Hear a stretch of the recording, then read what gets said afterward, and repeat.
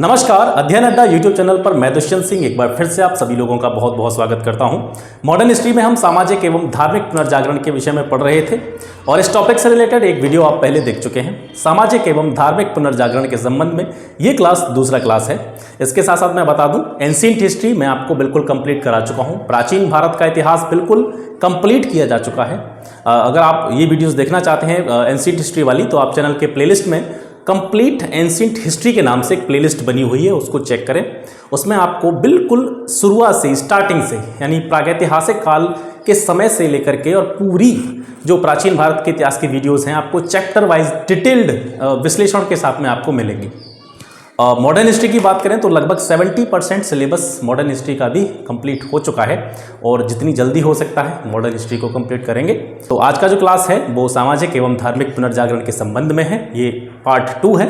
इसका एक वीडियो मैं पहले आपको बता चुका हूँ। तो यहाँ से हम इस क्लास में स्टार्ट करने जा रहे हैं आज महाराष्ट्र में धर्म सुधार। ठीक है, इससे पिछले वीडियो में हमने समझा था कि पुनर्जागरण किसे कहते हैं। पुनर्जागरण जो उदय हुआ था, पुनर्जागरण की जैसी स्थितियां उत्पन्न हुई थी वो क्यों हुई थी, इसके रीजंस क्या थे, इन पर हमने पिछली क्लास में चर्चा की थी। इसके साथ साथ हमने राजा राममोहन राय एवं उनके द्वारा जो स्थापित किया गया था ब्रह्म समाज में किस किस तरीके से परिवर्तन हुए, कब कब उसमें फूट पड़ी, उसके नाम कितनी बार चेंज करे गए, इन सभी चीज़ों के बारे में हमने पिछली क्लास में डिटेल डिस्कशन किया था। ठीक है, तो इसमें हम जो पार्ट 2 है इसमें हम स्टार्ट करने जा रहे हैं। सबसे पहले महाराष्ट्र में धर्म सुधार। महाराष्ट्र में धर्म सुधार से संबंधित जो भी फैक्ट्स होंगे, जो भी इंपॉर्टेंट क्वेश्चंस होंगे वो आप यहाँ पे देखेंगे। इसके साथ साथ महाराष्ट्र में धर्म सुधार के संबंध में जितने भी फिलोसोफर थे, जितने भी समाज सुधारक थे, उन्होंने कौन कौन से काम किए और उनसे संबंधित, उनके लाइफ से संबंधित जितने भी घटनाएं हैं और उनको आपके एग्जाम के पॉइंट ऑफ व्यू से जोड़ते हुए कौन कौन से क्वेश्चंस आपकी परीक्षा में पूछे जा सकते हैं, उन सभी को कवर करने की यहाँ पे हम पूरा प्रयास करेंगे। ठीक है, तो महाराष्ट्र में धर्म सुधार की बात करते हैं। महाराष्ट्र में धर्म सुधार आंदोलन के अग्रदूतों के बारे में अगर चर्चा की जाए तो सबसे पहले नाम आता है जगन्नाथ शंकर सेठ, बाल शास्त्री, विष्णु शास्त्री और कृष्ण चिपलूणकर। ये जो 4 लोग थे, ठीक है, जिनके नाम आपको यहाँ पे बोर्ड पे दिखाई दे रहे हैं, जगन्नाथ शंकर सेठ, बाल शास्त्री, विष्णु शास्त्री, कृष्ण चिपलूणकर, ये जो व्यक्ति हैं ये महाराष्ट्र में धर्म सुधार के अग्रदूत माने जा सकते हैं।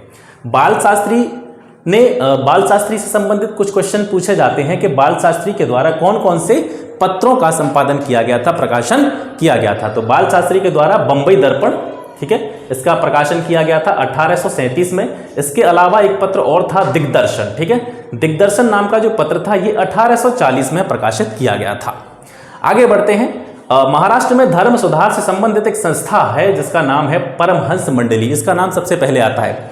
परमहंस मंडली की बात करें तो 1849-50 के समय में, 1849-50 के समय में इसकी स्थापना की थी आत्माराम पांडुकर। ठीक है, आत्माराम पांडुरंग ने।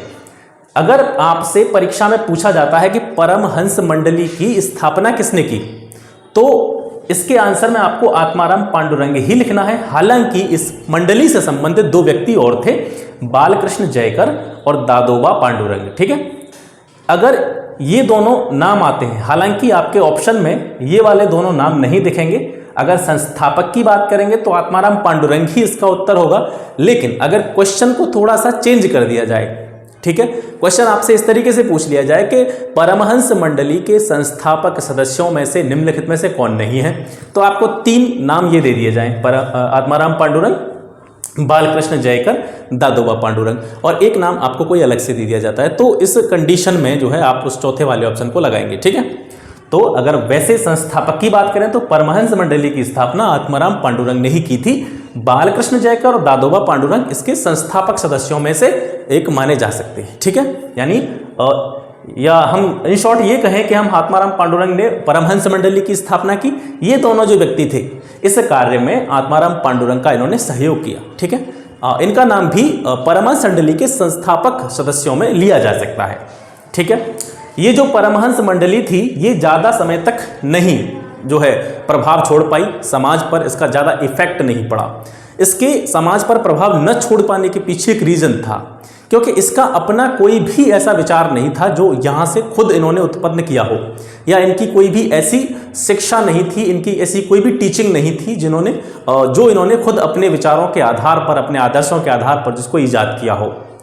ये जो मंडली थी, ये जो संस्था थी, ये क्या करने लगी, ज़्यादातर ईसाई जो धार्मिक अनुष्ठान होते थे, ईसाई धर्म में जितने भी अनुष्ठान होते थे उनको कॉपी करने लगे ये लोग, परमहंस मंडली वाले लोग। तो इस वजह से लोगों पर इसका ज़्यादा प्रभाव नहीं पड़ा। ठीक है, ईसाई धार्मिक अनुष्ठानों की ये लोग नकल करने लगे, उनको कॉपी करने लगे, और ये जो संस्था थी परमहंस मंडली ज़्यादा समय तक न चल पाई, करीबन 8-10 साल तक ये जो है अस्तित्व में रही, और 1860 में आकर के लगभग ये पूरी तरीके से समाप्त हो जाती है। ठीक है, महाराष्ट्र में जन सुधार आंदोलन की, ये धर्म सुधार से संबंधित आपका जो पॉइंट था। ठीक है, अब बात करें अगर महाराष्ट्र में जन सुधार आंदोलन के प्रवर्तकों के रूप में, तो महाराष्ट्र में जन सुधार आंदोलन के प्रवर्तकों में सबसे पहले नाम आता है हरिगोपाल देशमुख का। हरिगोपाल देशमुख से संबंधित एक प्रश्न ये पूछा जाता है कि लोक हितवादी किसे कहा जाता है। मॉडर्न हिस्ट्री में ये क्वेश्चन कई बार परीक्षाओं में पूछा गया है। लोक हितवादी के नाम से प्रसिद्ध थे श्री हरिगोपाल देशमुख, और इन्हें महाराष्ट्र में जन सुधार आंदोलनों का प्रवर्तक माना जा सकता है। ठीक है, अब इनसे संबंधित कुछ फैक्ट्स को देखते हैं। जो हरिगोपाल देशमुख थे, लोक हितवादी इनको कहा जाता था क्योंकि ये लोक हित में, लोगों के हित में, जनता के हित में इन्होंने बहुत सारी आवाज़ें उठाई, बहुत सारे कार्य किए, निरंतर इन्होंने प्रयास किए। ठीक है, तो ज़्यादातर इनके कार्य थे वो जनता के हित में थे, लोगों के हित में थे, इसलिए इनको लोक हितवादी के नाम से जाना गया। अब इन्होंने क्या किया, गीता तत्व और सुभाषित, ये दोनों जो है इनके पत्रिका थी, और इनका इन्होंने प्रकाशन किया था 1878 में। 1878 में हरिगोपाल देशमुख के द्वारा गीता तत्व एवं सुभाषित का प्रकाशन किया गया। इसके अलावा एक प्रश्न और पूछा जाता है हरिगोपाल देशमुख से संबंधित कि जाति भेद नामक पुस्तक, ठीक है, जाति भेद नामक पुस्तक किसने लिखी है, तो जाति भेद नामक पुस्तक भी हरिगोपाल देशमुख के द्वारा लिखी गई है। ठीक है, अब इसके बाद में बढ़ते हैं प्रार्थना समाज की तरफ। प्रार्थना समाज की स्थापना 1867 में हुई, 1867 में बम्बई में। ठीक है, अब जैसे उसका नाम मुंबई कहा जाता है, उस टाइम पे मैं बम्बई इसलिए बोल रहा हूँ कि उस समय पर, तत्कालीन समय की, जिस समय की बात हो रही है यहाँ पे, उस समय पर मुंबई को बॉम्बे ही कहा जाता था, बम्बई के नाम से ही इसको जाना जाता था। तो प्रार्थना समाज की स्थापना 1867 में बॉम्बे में होती है। किसके द्वारा होती है, आत्माराम पांडुरंग के द्वारा। ठीक है, परमहंस मंडली की स्थापना भी आत्माराम पांडुरंग ने की थी, इसके साथ साथ प्रार्थना समाज की स्थापना भी आत्माराम पांडुरंग के द्वारा की गई थी। 1869 में, यानी जब इसकी स्थापना हुई थी इसके 2 वर्ष बाद 1869 में महादेव गोविंद रानाडे, कभी कभी इनका नाम MG रानाडे लिखा जाता है। ठीक है, MG रानाडे, तो कंफ्यूज नहीं होना है, MG रानाडे का पूर्ण रूप ही महादेव गोविंद रानाडे है। तो 1869 में MG रानाडे इस समाज के सदस्य बने थे, इस संस्था के सदस्य बने थे, और इस संस्था को, प्रार्थना समाज को सर्वाधिक प्रसिद्धि दिलाने का कार्य, यानी इसको लोगों में या जनमानस में इसको ज़्यादा प्रोग्रेस दिलाने का कार्य किया था, या प्रार्थना समाज को प्रसिद्धि दिलाने का जो कार्य किया था वो किसने किया था, महादेव गोविंद रानाडे ने। प्रार्थना समाज की स्थापना जरूर आत्माराम पांडुरंग ने की थी, लेकिन इसको ऊंचाइयों तक पहुंचाने का कार्य, लोगों के बीच में इसकी शिक्षाओं को, इसकी टीचिंग्स को पहुंचाने का कार्य जो किया गया था वो किसके द्वारा किया गया था, महादेव गोविंद रानाडे के द्वारा किया गया था। ठीक है, अब बढ़ते हैं महादेव गोविंद रानाडे के बारे में। ठीक है, MG रानाडे से संबंधित जो भी इंपॉर्टेंट क्वेश्चंस बन सकते हैं उनको देखते हैं।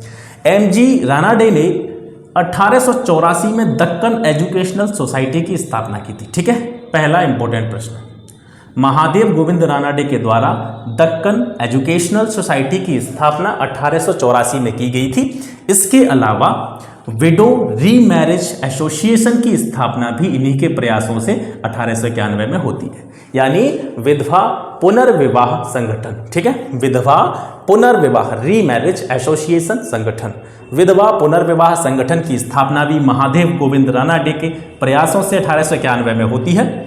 प्रार्थना समाज जो था ये किस लिए मुख्य रूप से जाना जाता था कि इसमें जो इस समाज के लोग थे, या इस संस्था से जुड़े हुए जो लोग थे, वे विधवाओं के लिए बड़े अच्छे कार्य करते थे। इसके द्वारा विधवा आश्रमों की स्थापना की गई थी। इसके अलावा समाज में जिन लोगों को अछूत माना जाता था, जिन लोगों से छुआछूत का भाव रखा जाता था, यानी जो निम्न जातियों के लोग या निम्न वर्ग के लोग होते थे, उनके उद्धार से संबंधित कार्य भी प्रार्थना समाज के द्वारा किए गए थे। इसके अलावा लोगों को पढ़ाने के लिए, लोगों को शिक्षित करने के लिए, लोगों को एजुकेशन के बारे में बताने के लिए इस समाज के संस्थापकों के द्वारा, इस समाज के सदस्यों के द्वारा, इससे जुड़े हुए समाज सुधारकों के द्वारा रात्रि पाठशालाओं का आयोजन किया जाता था, लोगों को शिक्षित करने के लिए, लोगों को जागरूक करने के लिए। ठीक है, अब एक नाम आता है प्रोफेसर D.K. कर्वे का। ठीक है, प्रोफेसर D.K. कर्वे के द्वारा विडो होम की स्थापना की गई थी पुणे में। ठीक है, 1899 में। विडो होम यानी विधवा गृह की स्थापना पूना में 1899 में प्रोफेसर D.K. कर्वे के प्रयासों से हुई थी। इसके साथ साथ प्रोफेसर D.K. कर्वे ने इंडियन वुमेन्स यूनिवर्सिटी, ठीक है, भारतीय महिला विश्वविद्यालय की स्थापना भी बंबई में की थी 1906 में। ठीक है, ये हो गया आपका प्रार्थना समाज, महादेव गोविंद रानाडे और आत्माराम पांडुरंग। इनसे संबंधित यही प्रश्न पूछे जाते हैं। मैं मानता हूं कि इनके अलावा शायद ही कोई प्रश्न आपकी परीक्षा में इनसे रिलेटेड पूछा जाएगा। इसके बाद में आर्य समाज की ओर बढ़ते हैं। ठीक है, आर्य समाज, इसकी स्थापना 1875 में बंबई में हुई। ठीक है, स्थापना में जो संस्थापक थे इसके, आर्य समाज की स्थापना जो की थी स्वामी दयानंद सरस्वती ने। ठीक है, स्वामी दयानंद सरस्वती ने 1875 में बंबई में आर्य समाज की स्थापना की। स्वामी दयानंद सरस्वती को एक उपाधि दी जाती है, या हम कह सकते हैं इनका एक अन्य नाम, उपाधि इनको दी जाती है। इनको कहा जाता है भारत का मार्टिन लूथर किंग। ठीक है, अब बात करते हैं आर्य समाज के संस्थापक स्वामी दयानंद सरस्वती के विषय में। स्वामी दयानंद सरस्वती का जन्म हुआ था 1824 में गुजरात में। गुजरात के मोरबी जिले में इनका जन्म हुआ था। ठीक है, 1824 में स्वामी दयानंद सरस्वती का जन्म गुजरात राज्य के मोरबी जिले में हुआ था। इनके बचपन का नाम मूलशंकर था। ठीक है, इनका वास्तविक नाम मूलशंकर था, स्वामी दयानंद के नाम से इनको बाद में जाना गया। इनके जो बचपन का नाम था मूलशंकर। अगर बात करें कि मूलशंकर को स्वामी दयानंद के नाम से किसने पुकारा, सबसे पहले इनको ये नाम किसने दिया, तो ये नाम इनको दिया था स्वामी पूर्णानंद ने। ठीक है, 1848 में स्वामी पूर्णानंद ने मूलशंकर को दयानंद सरस्वती के नाम से पुकारा था। दयानंद सरस्वती जिनके नाम से आज हम उनको जानते हैं, ये जो नाम है ये स्वामी पूर्णानंद के द्वारा मूलशंकर को दिया गया था। कब दिया गया था? 1848 में। इसके बाद में, इसके कुछ समय बाद जो दयानंद सरस्वती थे ये मथुरा जाते हैं और मथुरा में इनकी मुलाकात होती है स्वामी बिरजानंद से। ठीक है, 1861 में। 1861 में ये मथुरा आए थे और इनकी जो मुलाकात थी, भेंट थी, वो होती है स्वामी बिरजानंद थे। और स्वामी बिरजानंद से ये जो दयानंद सरस्वती से इतने प्रभावित हुए थे कि उन्होंने स्वामी बिरजानंद को अपना गुरु बना लिया। ठीक है, और इनके शिष्य बन गए। इससे कुछ समय बाद 1875 में स्वामी दयानंद सरस्वती ने आर्य समाज की स्थापना की। ठीक है, ये आर्य जो समाज था, आर्य समाज, इसका मुख्यालय, हेड ऑफिस इन्होंने लाहौर में बनाया 1877 में। 1875 में स्थापना, 1877 में लाहौर में आर्य समाज का मुख्यालय बनाया गया। बात करें आर्य समाज की लोकप्रियता के बारे में कि ये जो संस्था थी सबसे ज़्यादा लोकप्रिय कहाँ हुई, तो ये जो संस्था थी सबसे ज़्यादा पंजाब और पश्चिमी उत्तर प्रदेश के जो क्षेत्र हैं वहाँ पर आर्य समाज को सबसे ज़्यादा जो है प्रशंसा मिली। इसकी सबसे ज़्यादा लोकप्रियता इन क्षेत्रों में हुई थी, पंजाब में और वेस्ट यूपी में। ठीक है, स्वामी दयानंद सरस्वती के द्वारा ही एक नारा दिया गया था, वेदों की ओर लौटो। ठीक है, बैक टू द वेदास, इसको ऐसे भी बोला जाता है। बैक टू द वेदास का नारा किसने दिया था? स्वामी दयानंद सरस्वती के द्वारा। स्वामी दयानंद सरस्वती के द्वारा स्थापित आर्य समाज जो था, इसकी मूल शिक्षाएं क्या थी? ठीक है, मूल शिक्षाओं को ज़्यादा डिटेल में पढ़ने की आवश्यकता नहीं, केवल ये जानिए कि ये किस चीज़ का समर्थन करते थे, किस चीज़ का विरोध करते थे। तो दयानंद सरस्वती का जो आर्य समाज था ये छुआछूत का विरोध करता था, जाति व्यवस्था का विरोध करता था, लेकिन इसके साथ साथ इसमें एक चीज़ कमी कह सकते हैं आप इसको, कि ये जो लोग थे वर्ण व्यवस्था का क्या करते थे? समर्थन करते थे। ठीक है, वर्ण जो 4 वर्ण होते हैं जो कि और वैदिक काल से चले आ रहे हैं, प्राचीन काल से चले आ रहे हैं ब्राह्मण, क्षत्रिय, वैश्य, शूद्र, इन 4 वर्णों का जरूर ये समर्थन करते थे। लेकिन जो जाति व्यवस्था थी, जो वर्तमान जाति व्यवस्था है, इसमें बहुत सारी असंख्य जातियां आज बन गई हैं भारतीय समाज में, तो इन जातियों का ये लोग विरोध करते थे, लेकिन ये वर्ण व्यवस्था का क्या करते थे, समर्थन करते थे। 1874 में दयानंद सरस्वती के द्वारा सत्यार्थ प्रकाश का प्रकाशन किया गया था। सत्यार्थ प्रकाश पुस्तक को लिखने की प्रेरणा स्वामी दयानंद सरस्वती को केशव चंद्र सेन से मिली थी। ठीक है, केशव चंद्र सेन की प्रेरणा से इन्होंने सत्यार्थ प्रकाश का हिंदी में प्रकाशन किया था 1874 में। इसके साथ साथ इन्होंने एक आंदोलन चलाया जिसे शुद्धि आंदोलन के नाम से जाना गया। ये शुद्धि आंदोलन का पर्पस क्या था, शुद्धि आंदोलन का उद्देश्य क्या था? प्राचीन समय में आप मॉडर्न इंडिया में जब ब्रिटिश लोगों का यहाँ पे शासन चल रहा था, अंग्रेजों का शासन चल रहा था, उस टाइम पे पिछली क्लासेस में आप पढ़ चुके हैं कि अंग्रेजों ने जो ईसाई मिशनरी थे, ईसाई धर्मगुरु थे, पादरी थे, उनको भारत में धर्म प्रचार की खुली छूट दे रखी थी। ठीक है, और जब भारतीय लोगों को या हिंदू लोगों को या मुस्लिम लोगों को ईसाई धर्म में कन्वर्ट किया जाता था तो उनको बहुत सारे प्रलोभन दिए जाते थे, उनको बहुत बेनिफिट दिए जाते थे, उनको पैसा दिया जाता था, उनको घर दिए जाते थे, उनको अच्छी शिक्षा की गारंटी दी जाती थी। इसके साथ साथ जो ब्रिटिश गवर्नमेंट थी उसमें उनको नौकरी के अवसर भी दिए जाते थे। इस प्रलोभन से बहुत सारे लोग क्या गए, हिंदू से किसमें कन्वर्ट हो गए, ईसाई धर्म उन्होंने अपना लिया। मुस्लिम लोग भी ईसाई बन गए। तो मतलब हमारे यहाँ की जो कम्युनिटीज़ थी वो लगातार काफ़ी समय से ईसाई में कन्वर्ट होते चले जा रहे थे। स्वामी दयानंद सरस्वती ने इन ईसाई लोगों को, यानी जो हिंदू से ईसाई बने थे, इनको वापस से हिंदू धर्म में लाने के लिए, यानी इनका शुद्धिकरण करने के लिए, ये मानते थे ये अशुद्ध हो गए हैं ईसाई बन करके, और ईसाई से पुनः इनको अपने मूल इनके धर्म में वापस लाने के लिए इन्होंने शुद्धि आंदोलन चलाया था। ठीक है, तो ये शुद्धि आंदोलन का पर्पस क्या था, जो भारतीय लोग ईसाई धर्म जिन्होंने अपनाया था उनको वापस से पुनः भारतीय जो उनका मूल धर्म था भारत का, उसमें उनको वापस लेकर के आना। ठीक है, तो शुद्धि आंदोलन के प्रवर्तक भी स्वामी दयानंद सरस्वती थे। इसके साथ साथ इन्होंने वेद भाष्य भूमिका, ये 2 पुस्तकें भी लिखी। स्वराज जो शब्द आप आगे पढ़ेंगे जब भारत का स्वतंत्रता संग्राम चलेगा, ठीक है, गांधी एरा जब हम पढ़ेंगे तो उसमें स्वराज शब्द की व्याख्या अलग अलग तरीके से दी जाएगी।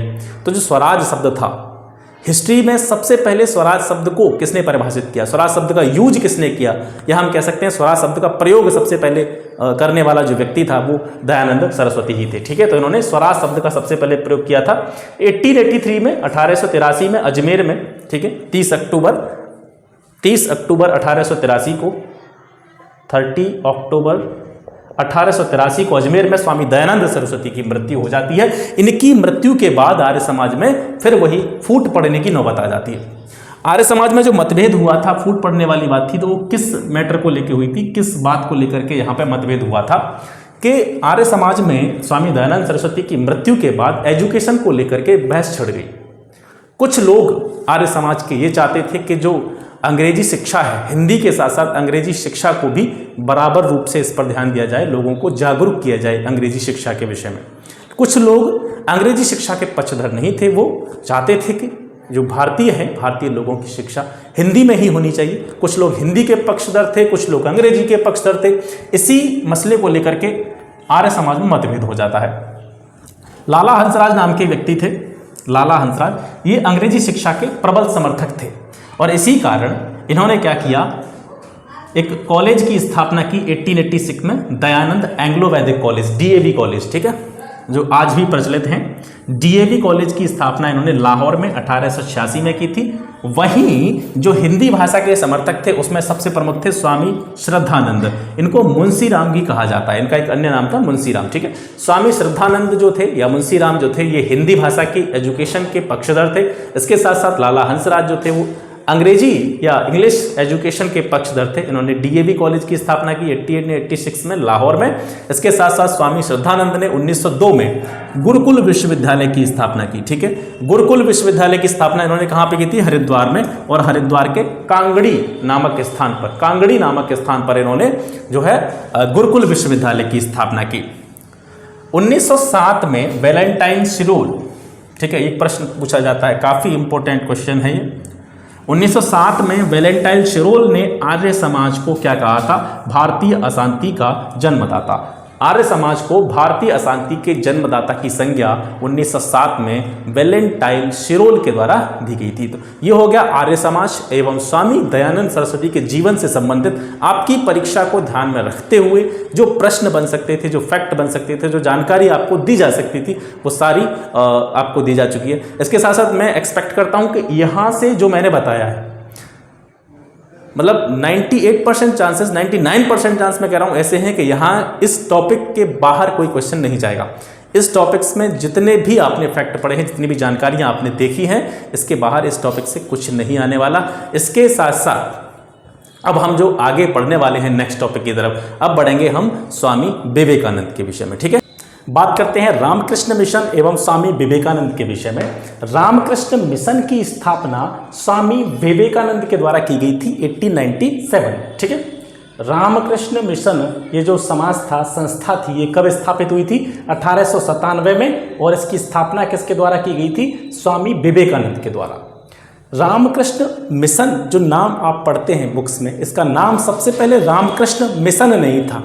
रामकृष्ण मिशन की स्थापना से पहले रामकृष्ण मठ की स्थापना हुई थी। सबसे पहले रामकृष्ण मठ की स्थापना हुई थी 1897 में, और ये कहाँ पे हुई थी?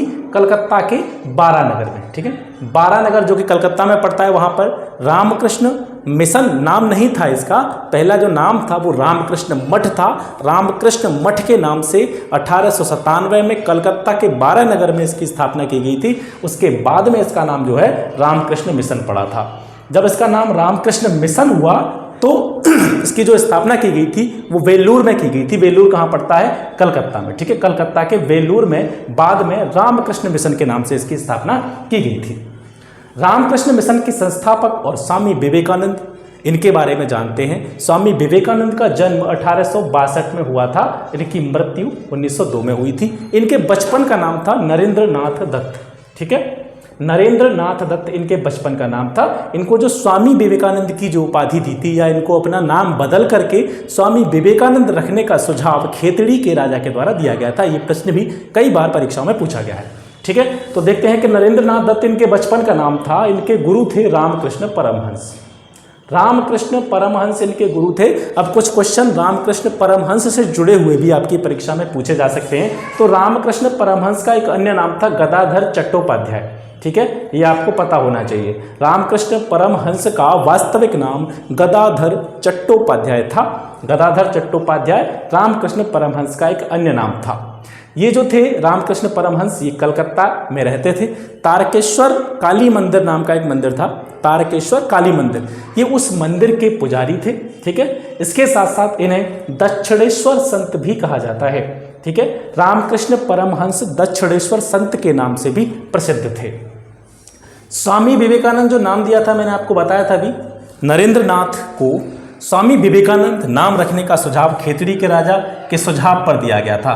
और ये सुझाव खेतड़ी के राजा ने नरेंद्र को कब दिया था? जब इन्होंने 1893 में शिकागो में होने वाले पहले विश्व धर्म संसद में जब ये भाग लेने जा रहे थे, तब खेतड़ी के राजा के सुझाव पर इनको अपना नाम जो है स्वामी विवेकानंद इन्होंने रख लिया था। 1893 में प्रथम विश्व धर्म सम्मेलन में इन्होंने भाग लिया था और भारत को विश्व गुरु के रूप में स्थापित करने की दिशा में पहला प्रयास इनके द्वारा किया गया था। इसके अलावा जब इन्होंने 1893 के प्रथम विश्व धर्म संसद में जो इन्होंने स्पीच दिया था, भाषण दिया था, उस भाषण को सुनकर के न्यूयॉर्क का एक, यानी अमेरिका का एक न्यूज़पेपर था जिसका नाम था न्यूयॉर्क हेराल्ड। न्यूयॉर्क हेराल्ड नाम के न्यूज़पेपर ने इनके बारे में लिखा था कि वास्तव में इस विश्व धर्म संसद में या इस विश्व धर्म सम्मेलन में विवेकानंद जो हैं वास्तव में इस पूरे धर्म संसद के सबसे प्रभावशाली व्यक्ति हैं। ठीक है, विवेकानंद निश्चित रूप से धर्म संसद में सबसे प्रमुख व्यक्तित्व न्यूयॉर्क हेराल्ड के द्वारा माने गए थे। और इसके साथ साथ न्यूयॉर्क हेराल्ड ने यह भी लिखा था कि हम भारत में अपने धर्म के प्रचार के लिए जो ईसाई मिशनरी, ईसाई पादरी जो हम अपने धर्म के प्रचार के लिए भारत में भेज रहे हैं, अगर भारत में ऐसे व्यक्तित्व वाले लोग हैं, अगर भारत में स्वामी विवेकानंद के पर्सनैलिटी जैसे, इनकी व्यक्तित्व जैसे लोगों की अगर संख्या ज़्यादा है, तो हमारा भारत में ईसाई पादरियों को भेजना और हमारे द्वारा अपने धर्म का प्रचार करना बिल्कुल व्यर्थ है। ये चीज़ें जो है स्वामी विवेकानंद के बारे में न्यूयॉर्क हेराल्ड न्यूज़पेपर के द्वारा लिखी गई थी। इसके साथ साथ पश्चिम के जो फिलोसफर थे, ठीक है, पश्चिम के यानी यूरोप के जो फिलोसफर थे, यूरोप के जो धर्मशास्त्री थे, यूरोप के जो न्यूज़पेपर थे, पत्रिकाएं थी, उन्होंने स्वामी विवेकानंद को तूफानी भ्रमण करने वाला साधु की संज्ञा दी थी। ठीक है, इनको तूफानी भ्रमण करने वाला साधु कहा था। 1896 में स्वामी विवेकानंद ने न्यूयॉर्क में ही वेदांत सोसाइटी की स्थापना की थी। इसके साथ साथ 1893 में पहला विश्व धर्म संसद सम्मेलन हुआ था। 1900 में दूसरा विश्व धर्म संसद सम्मेलन हुआ था, उसमें भी स्वामी विवेकानंद ने भाग लिया था। और द्वितीय विश्व धर्म सम्मेलन ये कहाँ पे हुआ था? ये पेरिस में। पहला शिकागो में 1893 में, दूसरा 1900 में पेरिस में हुआ था। दोनों में स्वामी विवेकानंद ने भाग लिया था। स्वामी विवेकानंद जो थे ये मूर्ति पूजा, बहुदेववाद, इन दोनों का समर्थन करते थे। यानी कुछ संस्थाएं ऐसी थीं जो मूर्ति पूजा की प्रबल विरोधी थीं, लेकिन स्वामी विवेकानंद मूर्ति पूजकों का आदर करते थे। मूर्ति पूजा के ये क्या थे? पक्षधर थे। इसके साथ साथ हिंदू धर्म में जो बहुदेववाद की जो प्रचलन है हिंदू धर्म में, हमारे यहाँ पर बहुत सारे देवी देवताओं को मान्यता दी जाती है, उन सभी के भी ये क्या थे? पक्षधर थे। ठीक है, और इनका मानना था इस संबंध में, अपनी मूर्ति पूजा और बहुदेववाद वाले विचार के संबंध में इनका ये कहना था, जिस प्रकार से सारी नदियां आकर के एक ही जगह पर उनको मिलना है, यानी कि जितनी भी नदियां जहाँ से भी निकली हैं लास्ट में जाकर के सागर में गिरती हैं, समुद्र में गिरती हैं। उसी तरीके से आप कितने भी जो ईश्वर हैं, कितने भी देवता हैं, उनको मान लीजिए, सभी का जो एक मोटिव है, सभी का जो लक्ष्य है, वो एक ही उद्देश्य की ओर जाता है। ठीक है, एक ही एम की ओर जाता है। सभी धर्मों की शिक्षाएं, सभी देवताओं की शिक्षाएं, सभी देवताओं की जो नीतियां हैं, वो सारी एक ही लक्ष्य की ओर जाती हैं, ऐसा इनका मानना था। इसके साथ साथ इनको 19वीं शताब्दी के नव हिंदू जागरण का संस्थापक भी इनको कहा जाता है। 19th सेंचुरी का नव हिंदू जागरण का संस्थापक भी स्वामी विवेकानंद को कहा जाता है। सुभाष चंद्र बोस ने स्वामी विवेकानंद को आधुनिक राष्ट्रीय आंदोलनों का आध्यात्मिक पिता के नाम से पुकारा था। ठीक है, इनके बारे में सुभाष चंद्र बोस ने कहा था कि स्वामी विवेकानंद आधुनिक राष्ट्रीय आंदोलनों के आध्यात्मिक पिता हैं। तो ये आज हमने जितने टॉपिक थे उनको बहुत अच्छी तरीके से कवर किया। ठीक है, आशा करता हूँ क्लास आपको पसंद आ रही होगी। ये दूसरा सेशन था धार्मिक और सामाजिक पुनर्जागरण से संबंधित। इसके बाद में एक लास्ट वीडियो और आएगी। ठीक है, कुछ और फिलोसफर हैं और उनसे संबंधित कुछ संस्थाएं हैं वो रह गई हैं, तो वो तीसरे पार्ट में हम उनको कवर कर देंगे। ठीक है, उसके साथ ही ये वाला जो है चैप्टर समाप्त हो जाएगा, फिर अगले चैप्टर की तरफ बढ़ेंगे। जल्दी से जल्दी हम मॉडर्न हिस्ट्री को ख़त्म करने की मैं कोशिश कर रहा हूँ। इसके बाद में आपको वर्ल्ड हिस्ट्री की क्लासेस रेगुलरली मैं दे पाऊँगा। मिलते हैं आपसे फिर नेक्स्ट वीडियो में, तब तक के लिए नमस्कार, जय हिंद।